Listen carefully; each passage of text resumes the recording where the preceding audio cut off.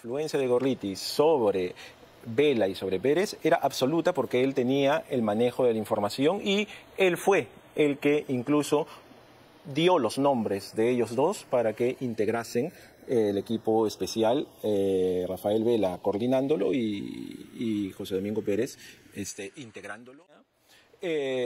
José Domingo Pérez presenta su carta de renuncia al lavado de activos. Y Gustavo Gorriti me llama a mí al mediodía para decirme, José Domingo Pérez ha presentado su carta de renuncia, donde dice que se va por los cuestionamientos éticos y morales que había contra Pedro Chávarri, y que le daba hasta las 7 de la noche a Pedro Chávarri para que nombre a Rafael Vela como coordinador y a José Domingo Pérez como integrante del equipo especial Lavallato, o él iba a hacer pública la carta, y me dijo literalmente, y Chávarri no llega al lunes como fiscal de la Nación. Todo presente en las varias reuniones que han habido con José Domingo Pérez y Gustavo Gorriti. ¿Varias reuniones? Varias reuniones. Yo fui el que llevó por primera vez a José Domingo Pérez, fui con él a IDL, lo presenté con Gustavo Gorriti, y luego de eso hubo varias reuniones, tanto en la oficina de IDL como en la casa del señor Gorriti, como ya le mencioné. En estas reuniones, Gustavo Gorriti era el que diseñaba la estrategia, era el que él tenía información de Brasil y él le decía a Pérez a quiénes tenía que ver en Brasil, qué era lo que debía preguntar, cuál era la información que debía recabar, digamos, le daba las pautas para llevar adelante la investigación, porque el señor Gorriti conocía a fondo y él lo ha contado. Que es cuando José Domingo Pérez adelanta la presentación de la acusación contra la señora Fujimori a pocas semanas de la primera vuelta electoral. ¿No? Porque ellos, Vela y Pérez, de ninguna manera querían que la señora Fujimori sea presidente, porque lo que decían era que si ella llegaba a la presidencia les cortaba la cabeza a ellos, ¿no es cierto? A ver, pero textualmente lo dijeron, Keiko no puede ser presidente. Sí, claro, claro. ¿Los dos lo decían? Los dos lo decían. ¿Con Gustavo Gorriti presente? Eso fue un expresidente. Hoy día usted, mirándome a los ojos, corrobora que ha brindado por la muerte de Alan García con Gustavo Gorriti. Sí.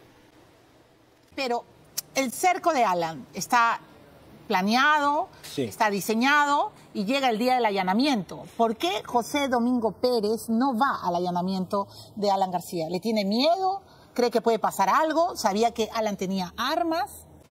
Hola amigos, y bienvenidos a la Cosmorealidad. ¿Qué clase de poder tenía Gorriti en la Fiscalía? Salen nuevas revelaciones de Jaime Villanueva, en la cual narra cómo fue la presión de Gorriti en la elección de fiscales y designio de funciones, usando a IDL como medio coactivo. Y no solo eso. También hacía el guión de preguntas cada vez que Domingo Pérez iba a Brasil. Esto es un escándalo que un agente externo a la Fiscalía haga estos manejos, y no solo era eso. También habló del caso Cócteles, de las investigaciones a Keiko antes de las elecciones y el cerco a Alan García. Esto está demasiado interesante, amigos. Aquí te dejo lo más resaltante de la entrevista. Que ayer pasaron dos cosas. La República publicó una extensa entrevista a Gustavo Gorriti, donde prácticamente se declaraba el santo varón del periodismo. Y en la noche, Jaime Villanueva daba una entrevista a Canal 4, al programa Cuarto Poder, donde ratificaba todo lo que había dicho de Gustavo Gorriti. Lo primero que tengo que, así de saque, preguntarle, ¿usted ha sido un testigo puesto por el fujimorismo, como asegura el señor fiscal José Domingo Pérez? Bueno, creo que ya estamos acostumbrados un poco a los improperios del señor Pérez. Pérez Gómez, me ofreció como testigo, ¿no? Dijo que me iba a ofrecer como testigo. O sea, él al de la principio Fiscalía. quería jalarlo como testigo. Bueno, parece que desde el inicio, para ellos, cuando hablo de sus adversarios, digo la verdad, pero cuando hablo de ellos, miento. Bueno, entonces usted hoy día desmiente haber sido puesto por el fujimorismo. Yo no he tenido contacto con ninguna persona del fútbol. Preguntar, detrás de todo este testimonio, ¿ha habido un impulsor principal, alguien que le haya aconsejado, Jaime, habla todo lo que sabes o te vas preso? Mire, Milagros, yo le agradezco mucho esa pregunta. ¿Por qué?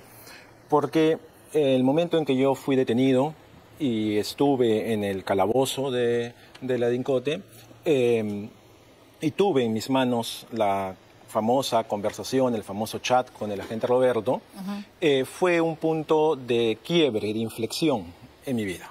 Porque el chat es cierto, es mi conversación. Y en ese momento, justamente, pensando en mi familia, en mis hijos, en mi esposa, en lo que yo había hecho, me dije a mí mismo, ¿cómo has podido caer en esto? Porque yo parto de reconocer que he cometido actos ilegales. Y es a partir de eso que usted decide contar todo. Digamos, yo traje vergüenza a mi familia. Milagros, traicioné al país, me traicioné a mí mismo. Entonces, yo pude haber optado por negar los hechos y tal vez hubiera salido o hubiera estado 1 o 2 meses en prisión y luego hubiera salido como ha salido el señor Castillo y los demás, el señor Castillo Alba y los demás, porque recuerda tú que es una red con muchísima influencia y muchísimo poder.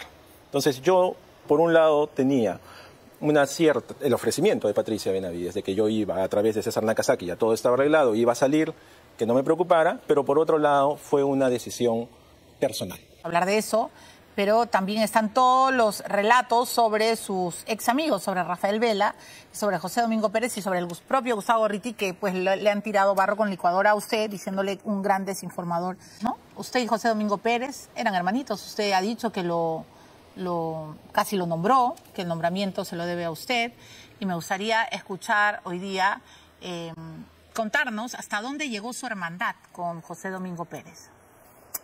No éramos hermanitos, éramos amigos. Bueno. Éramos amigos, el señor Pérez, tanto con el señor Pérez como con el señor Vela, había una muy fluida relación de amistad.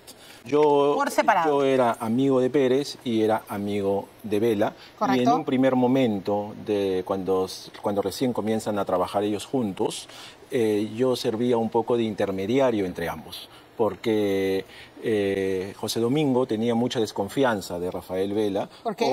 Por su pasado, por sus nexos con el Partido Aprista, con José Luis Abullón, nexo de bisagra entre ellos dos. Entonces, ¿y cuál fue el hecho que desencadena la ruptura de esta relación tan íntima y tan amical entre Benavides y Vela? ¿Por qué se pelean? Yo creo que fue una relación que se fue deteriorando con el tiempo. Pero cuando ella sube de fiscal de la Nación... Por múltiples razones. Una de ellas creo que fue cuando ella sube de fiscal de la Nación. No sé, de repente Rafael no pudo manejar adecuadamente que ella haya subido como fiscal suprema y como fiscal de la Nación. ¿Cómo que no pudo manejar? ¿Le da bronca? ¿Le da envidia?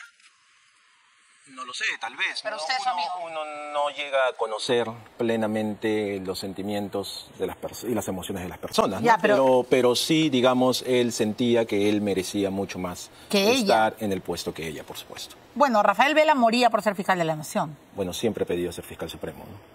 Y siempre ha querido llegar a ser fiscal de la Nación. Por supuesto. Entonces él de alguna manera sentía que Benavides era mucho menos preparada que él. Sí, claro. La madeja. Usted ha dicho, y esto es muy grave, que para empezar Gustavo Gorriti tenía una gran influencia en el Ministerio Público. Ha llegado a decir, y no lo ha podido negar Patricia Benavides, que era tal la influencia que Romina Mela, la editora, el brazo derecho de Gustavo Gorriti, tenía un asiento en la oficina de José Domingo Pérez. Por supuesto que lo reafirmo, Milagros, porque yo lo he visto. No es algo que me lo hayan contado o que se me ocurrió, no. Yo iba frecuentemente a visitar a José Domingo Pérez porque éramos amigos. Yo ya no estaba en el Ministerio Público, pero siempre iba a visitarlo a él y a Rafael. ¿Y que encontraba? Y encontraba a Romina en un escritorio, ahí donde están los escritorios de los fiscales, de los asistentes, con la computadora y las carpetas, ¿no? Incluso... ¿Tomando nota de las carpetas reservadas? Tomando nota de las carpetas, incluso hemos bromeado, porque yo también conocí a Romina, hemos bromeado más de una vez en el sentido de que desde cuándo trabajas en el Ministerio Público. ¿No habrá posibilidad de que Romina Mela no se registrara a la hora de entrar? Bueno, es usual en la Fiscalía que cuando tú no quieres que alguien se registre, lo haces pasar sin registro. ¿Es usual? Es usual. ¿Hasta ahora? No sé hasta ahora porque yo pero ya no era estoy usual ahí, cuando usted trabajó ahí. Era usual. Entonces, a mí no me sorprende que digan que miento, Milagros. Déjeme explicarle.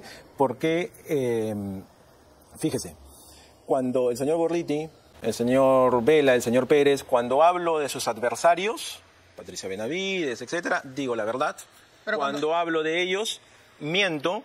¿No? El señor Gorriti tiene una proyección medio esquizoide, como le digo, en el sentido de que piensa que como testigo miento y como colaborador digo la verdad. La Fiscalía el equipo de FICOP, liderado por el fiscal Freddy Niño, han hecho un trabajo prolijo y muy profesional en el que se han corroborado todos y cada uno de los hechos que yo he relatado. Hay 39 tomos de corroboración que han estado a cargo del equipo del fiscal Niño y del equipo de la policía, cuando estuvo liderada por el coronel Colchado y específicamente en mi caso el capitán Carlos Martínez. Ya. Ha sido un ¿Usted trabajo, es amigo de perdóname, Colchado? ha sido un trabajo Prolijo, de ya. meses, meses hasta altas horas de la noche. Yo soy testigo porque yo he estado. O sea, usted se ha ahí con amanecido ellos.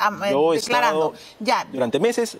Por eso, avancemos. Hasta altas horas de la Ya, noche. yo no quiero que me gane el tiempo, pero avancemos en esto. Entonces, Romina Mela sí tenía un asiento, usted la ha visto y ha bromeado y le ha dicho, trabajas en la fiscalía. ¿Ese asiento solo era para revisar carpetas reservadas o también podía pasar que el fiscal José Domingo Pérez, interrogando a alguien o alguien de su equipo, estuviera presente la periodista de manera encubierta? Yo no puedo asegurar eso, pero podría pasar si es que alguien no la conoce, ¿no? Porque ella se confundía con los trabajadores de la oficina. Podía fácilmente confundirse. Yo creo que sí.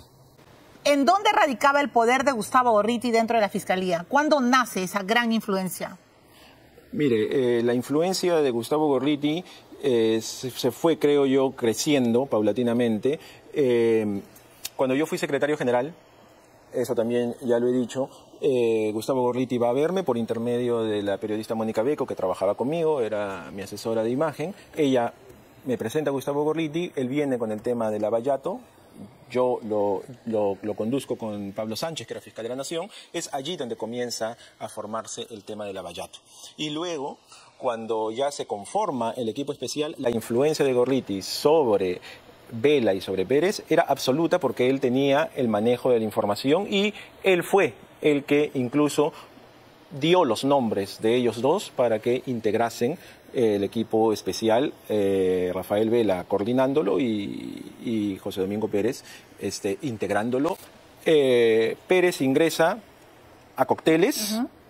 Yo lo recomiendo con Pablo Sánchez y con Rafael Vela, porque recuerde usted que yo era una de las personas de confianza de Pablo Sánchez. Entonces, como ellos dicen, no, que yo no tenía, evidentemente yo no tenía capacidad de nombrarlo, quien lo nombra es el fiscal de la Nación, pero yo, como persona de confianza de él, lo recomiendo con ellos dos.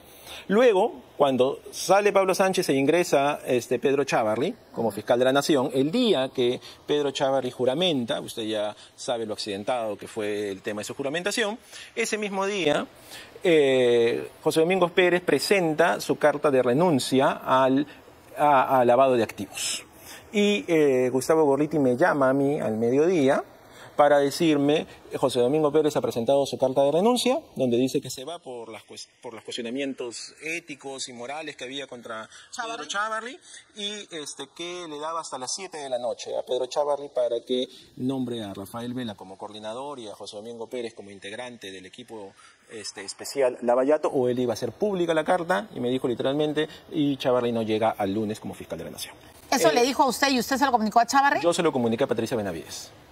Y Patricia Benavides era adjunta de Chávarri. Adjunta de Chávarri. Claro. Patricia Benavides le dice a Pedro Chávarri de esto, y Patricia, hablo con ella, y Patricia me dice, yo voy a hablar con Rafael, yo me encargo de Rafael, tú encárgate de Pérez. Ahora, ¿fue cuando brindaron por la muerte de García? No, eso fue en otra oportunidad. Ahí estuvimos solo los dos, eso fue en el local de IDL.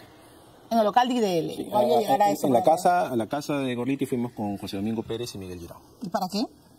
Estaba en el contexto del allanamiento que hubo al local de Fuerza Popular, y José Domingo Pérez quería el respaldo de Gorriti porque estaba siendo cuestionado, y Gustavo allí se habló de una cierta estrategia de victimización. Él le recomendó que se victimice, él escribió varios artículos respaldándolo, digamos. Usted ha dicho en algunas colaboraciones, en los retazos que yo tengo, usted ha dicho que Gustavo Gorriti direccionó el caso de los cócteles. Eso fue desde Eso el es inicio. gravísimo, señor. Y si usted está mintiendo, puede ser acusado, denunciado por el propio Gorriti, porque un agente externo de la Fiscalía, no siendo fiscal, no puede dirigir un caso tan grave que se lleva, no solo porque sea Keiko Fujimori, puede ser cualquier otra persona, pero no puede ser un agente externo que venga y dirija una investigación fiscal. ¿En qué se basa, señor Villanueva, para decir que fue Gorriti el que direccionó la investigación del caso de los cócteles? ¿Qué hechos vio usted que pueden corroborar su versión? Mire, en principio, le vuelvo a repetir, no estoy mintiendo.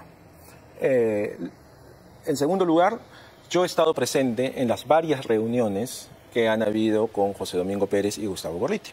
Varias reuniones. Varias reuniones. Yo fui el que llevó por primera vez a José Domingo Pérez, fui con él a IDL, lo presenté con Gustavo Gorriti y luego de eso hubo varias reuniones, tanto en la oficina de IDL como en la casa del señor Gorriti, como ya le mencioné. En estas reuniones, Gustavo Gorriti era el que diseñaba la estrategia, era el que él tenía información de Brasil y él le decía a Pérez a quiénes tenía que ver en Brasil, qué era lo que debía preguntar, cuál era la información que debía recabar, digamos, le daba las pautas para llevar adelante la investigación, porque el señor Gorriti conocía a fondo y él lo ha caso. contado. Ayer en entrevista a La República ha dicho que él evidentemente supo del caso Lavallato mucho antes que todos los fiscales. Eso es verdad. Además creo que todos lo sabemos. El caso se destapa en IDL. Así es. Pero usted nos está diciendo que él dirigía al fiscal, o sea, le decía a quién preguntar, le decía qué preguntar. Sí, claro. Textualmente, señor Villanueva. Le estoy diciendo que sí. Es el intercambio de información reservada a cambio de protección. No importa si hay excesos, si hay no corroboración o lo que sea. Lo que importa es que yo te doy información y tú me exaltas. Exactamente. Esa era la relación que se estableció no solo con el señor Gorriti, sino también con otros periodistas, ¿no? Y le hablo abiertamente de mi experiencia personal. Yo solía entrevistar mucho a Rafael Vela. Lo sé. ¿Lo sabe? Bueno, me vería, ¿no es cierto?, a través de los medios. Pero cuando osé, porque esa es la palabra, osé entrevistar a Alonso Peña Cabrera, que era el fiscal encargado de la cooperación internacional, que fue muy crítico además de lo que iban divulgando sobre la investigación de Alan García, literalmente Rafael Vela me vetó. Pero no solo eso, Gustavo Gorriti nunca más aceptó una entrevista conmigo porque Quique Montenegro le dijo que él me iba a dar una entrevista si es que yo no atacaba a sus fiscales. Son palabras textuales que le dio a uno de mis productores. Lo grave, señor, es que usted está diciendo que Gorriti direccionó la investigación de los cócteles y que me está diciendo a cambio de yo te doy información, pero tú me proteges, me blindas. ¿Recuerda alguna frase, algo que usted haya escuchado entre Gorriti y Pérez que denote abiertamente este pacto? A ver, lo que había era, como ya le señalé, un diseño de la estrategia, ¿no es cierto? Por ejemplo, ahora que usted mencionaba el tema de Alonso Peña Cabrera, ¿no? La pelea con Peña Cabrera viene más que por el lado de los fiscales, viene porque Alonso Peña Cabrera se atreve más bien a enfrentarse a Gustavo Gorriti, porque incluso el Ministerio Público saca un comunicado desmintiendo una información que había dado Gustavo Gorriti. Y es allí donde se produce el quiebre con Alonso Peña. O sea, Gustavo Gorriti le corta la cabeza. Gustavo Gorriti le pone la cruz, digamos. Le quita la protección. A Alonso Peña. José Domingo Pérez vino a decir que, porque me lo dijo a mí, me acuerdo que vino muy alterado ese día, él se había reunido con Alonso Peña y vino y subió a mi oficina y me dice, me ha dicho que por AG no se pregunta, ¿no? Entonces, Pérez decía que Peña Cabrera había dicho que por Alan García no se pregunta. Me acuerdo de ese escándalo. Sí, exactamente, ¿no es cierto? Pero ya todo esto era un corolario del enfrentamiento que habían tenido Alonso Peña con Gustavo Gorriti. Entonces, digamos, sí, usted recordará que hubo toda una campaña mediática muy fuerte para desprestigiar al fiscal Peña Cabrera. O sea, mire, lo que yo digo son cosas que son fácilmente corroborables porque hablaron de temas específicos cuando estaba en discusión la nota esta que apareció en la agenda de Marcelo Odebrecht, aumentar para 500 para Keiko y hacer visita, ¿no?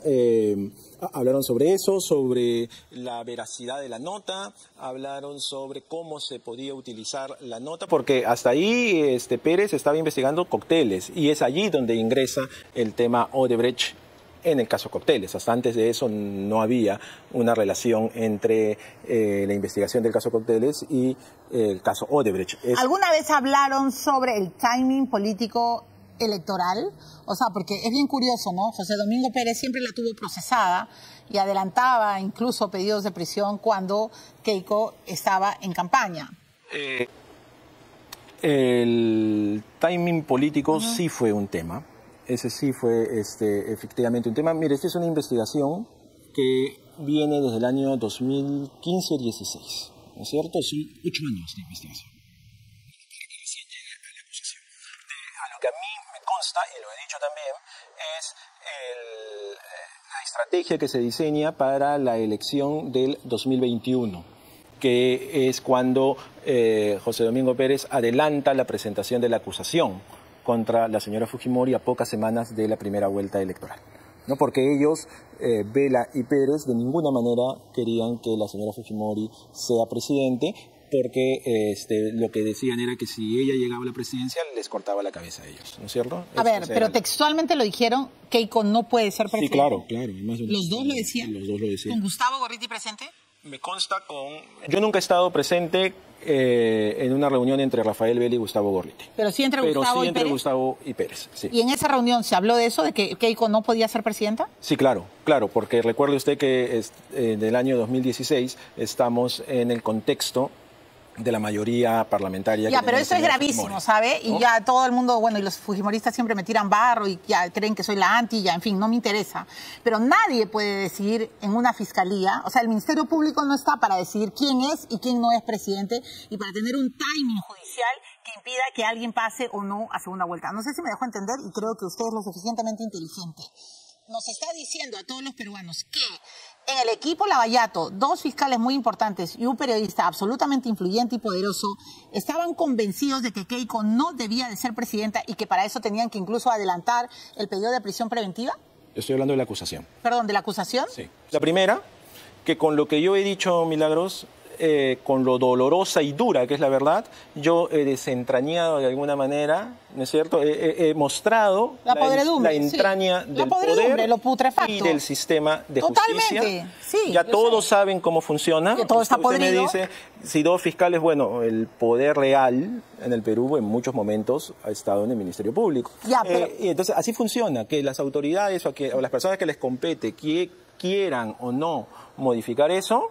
Ese es un tema que ya escapa a mí. Okay. Yo he dado la suficiente evidencia, como le digo, 39 tomos que el fiscal Niño ha corroborado, y que a pesar de eso no haya ningún detenido, que a pesar de eso la mayoría de las personas continúen en los puestos que tenían y que lamentablemente los jueces miren para otro lado, ese es un tema que también corresponde ya. Ya, bueno, obvio, solo se le guillotinó a Benavides, ¿no? Los demás quedaron más que intactos. Pero tengo que ir a la pausa, pero a mí, de verdad, a ver, si he estado la palabra, a mí me dicen, estás obsesionada con Villanueva. A mí me ha preocupado demasiado lo que usted ha declarado. 1, sobre Keiko y 2, sobre Alan García. Porque además usted ha dicho que sobre Rafael Vela, que él tenía comunicación con Salas Arenas y que la famosa incautación del celular lo puso demasiado, extremadamente nervioso porque habían cruzado información sobre resoluciones judiciales, sobre resoluciones electorales. Vamos a hablar de eso. Y lo peor, señor Villanueva, y déjeme decirlo, que se ha brindado por la muerte de una persona, que en este caso fue un expresidente. Hoy día usted, mirándome a los ojos, corrobora que ha brindado por la muerte de Alan García con Gustavo Gorriti. Sí. Está volviendo a ratificarse que Gorriti y él sí brindaron por la muerte de Alan. Ahora, ustedes me dirán, bueno, ya finalmente, ¿qué importa, no? Seguramente odiaban, son antiapristas y cualquiera puede brindar. De hecho, seguramente mucha gente ha brindado por la muerte de Fujimori. No lo sé. Pero aquí lo cierto es que el señor Gorriti luego escribió un artículo donde prácticamente dijo que si él hubiera conocido al final, él hubiera dado una tregua a Alan. Y yo siempre he preguntado, ¿quién eras, Gustavo Gorriti, para dar tregua a un expresidente? De eso tenemos que hablar y eso es lo que se tiene que investigar. Y eso es lo que le joroba a Gustavo Gorriti, que su ex amigo se haya atrevido a desnudar. Señor Villanueva, entonces, ¿cercaron a Alan García? Yo lo que he señalado es que a mí Rafael Vela me dijo textualmente, Jaimito, le voy a cobrar a Gustavo lo del cerco a Alan. Y creo que efectivamente sucedió, yo ya he dicho eso también, ¿no? Pérez cita a Alan García para que declare en la fiscalía. ¿Lo hace venir de Madrid? En el momento en que lo está citando, ya había llegado una información de Brasil sobre las conferencias que él había dictado allá, pero es una información que estaba sin traducir. Claro, que estaba en portugués y que todavía no había pasado por los procesos normales de traducción. Oficiales de traducción oficial. Exactamente. ¿Y quién lo traduce? José Domingo lo filtra al IDL, el IDL lo publica en el momento mismo que el señor García está dando su declaración, y es a base de esa información que Pérez pide el impedimento de salida del país del señor García, ¿no? Eso es, digamos, lo que planificaron. Pero el cerco de Alan está planeado, sí, está diseñado y llega el día del allanamiento. ¿Por qué José Domingo Pérez no va al allanamiento de Alan García? ¿Le tiene miedo? ¿Cree que puede pasar algo? ¿Sabía que Alan tenía armas? A ver, yo creo que era público, porque no fue ningún secreto para nadie, que el señor García había tomado la fatal decisión, incluso antes, porque él mismo lo había anunciado en varias oportunidades, ¿no es cierto? Entonces era una alta probabilidad que eso suceda. ¿Y por qué no esperar a que vaya a un lugar público? ¿Por qué allanarlo en su casa? ¿Qué querían, que se matara? Mire, ese detalle yo no lo conozco. ¿En algún momento discutió eso con Pérez? No, yo no. Cuando Alan García muere, cuando se suicida, ¿usted llama a Alan García? Discúlpeme, ¿llama a José Domingo Pérez? Cuando yo me entero por la radio de que el señor García se ha disparado, yo llamo a José Domingo Pérez. ¿Y qué le dice? Y le pregunto qué cosa ha pasado, ¿no? Y él lo que me dijo a mí era que su hijo se había puesto mal y estaba en la clínica. El hijo de José Domingo. Y me dijo, mi hijo se ha puesto mal y he pasado toda la madrugada en la clínica, por eso no he podido ir y he mandado el adjunto. Eso fue lo que él me dijo. He sabido que luego hubo otra versión, que él dijo que tenía una diligencia, creo que en el caso de PPK, pero a mí me dijo, mi hijo estaba mal y eso me ha salvado, incluso me dijo, recuerdo que me ha salvado, ¿no? ¿Le parece extraño que allanaran a Alan en su casa sabiendo que podía atentar contra su vida? A mí me pareció demasiado extraño porque ese día tenía diligencia en el Ministerio Público. Mire, en el caso de la señora Fujimori la detuvieron justamente cuando asistía a una diligencia del Ministerio Público, ¿no? ¿Y por qué no? Yo creo que eso tendría que no lo sé. Eso yo ya no me lo Y como usted es amigo de José Domingo Pérez, quizás no puede dar luces de lo que pensaban. Pero yo no puedo saber cuáles eran las intenciones. Por lo menos a mí no me dijo. Nunca eso. Nunca eso. Muy bien. ¿Y puedo saber cuáles eran las intenciones por las que usted llevó esta acusación? Sí. Una abogada, ¿no?, que tiene su programa en la radio. ¿Por qué usted tenía que llevarle a consulta? Mire, en el tema de Rosa María Palacios, ella ya había ido una vez al Ministerio Público a reunirse con Patricia Benavides. Fue la vez que ella pidió por el archivo del caso de Pedro Isaac, de su compadre Pedro Salinas.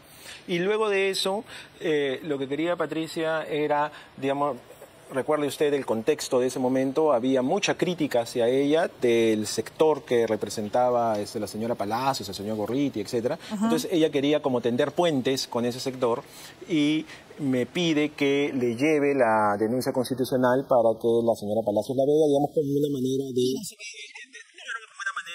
de tender un puente para que la señora Palacios, digamos, se sienta incorporada, se sienta, ¿cómo puedo decirle? Se sienta halagada y entonces no critique la denuncia constitucional, ¿no? Pasó con ella. O sea, era como que tú lo has leído, tú eres parte de él, no lo vas a criticar. Tú ya lo leíste, tú ya no puedes criticarlo porque tú lo has visto.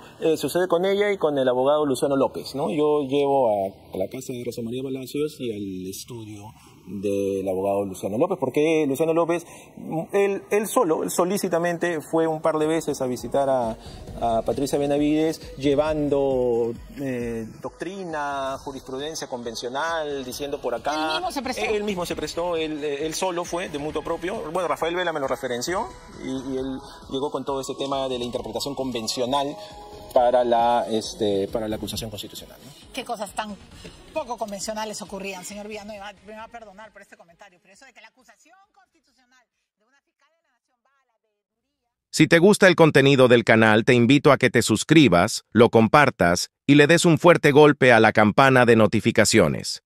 Hagamos crecer esta comunidad informada. Hasta el próximo video.